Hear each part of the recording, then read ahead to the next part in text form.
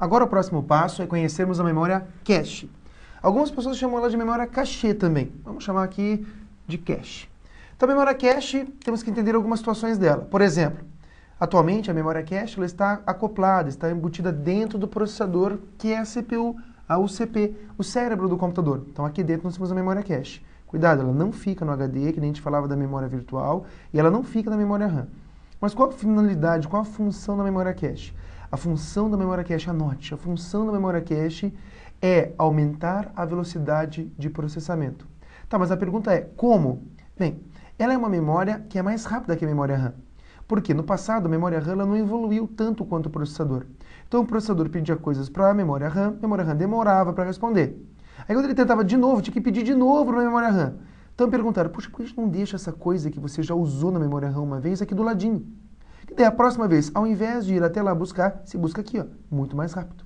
Então o que aconteceu? A memória cache ficou como uma memória interposta entre a memória RAM e o processador com a finalidade de aumentar a velocidade de processamento. Quanto melhor o processador, normalmente mais memória cache ele tem, obviamente, né?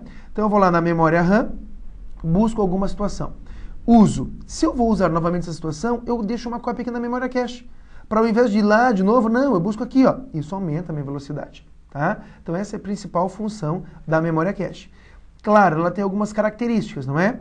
Como eu dizia antes que a memória RAM, que é a memória principal do computador, ela é volátil e ela é dinâmica, aqui nós vamos observar que a memória cache ela é estática, tá? Então é uma static RAM.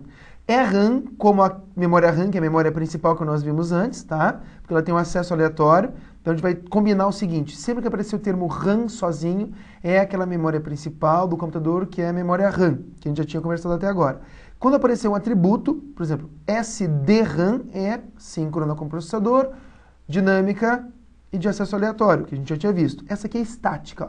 Então esse é o símbolo da memória cache. Falou em memória estática, lembre, memória cache dentro do processador. Fica entre o processador e a memória RAM, ou seja, primeiro os dados têm que ser acessados na memória RAM e depois, então, são copiados para posterior acesso pelo processador.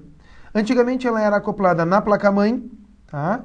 Atualmente ela fica dentro dos processadores. Relembrando, normalmente quanto melhor o processador, maior a quantidade de memória cache, ok? A memória cache, assim como a memória virtual, é uma das memórias mais cobradas em concurso. Então não esqueça que ela é mais rápida que a memória RAM, ela é mais rápida que o HD. E é uma memória que fica dentro do processador, ok? Tem a finalidade de aumentar a velocidade de processamento. Até a próxima.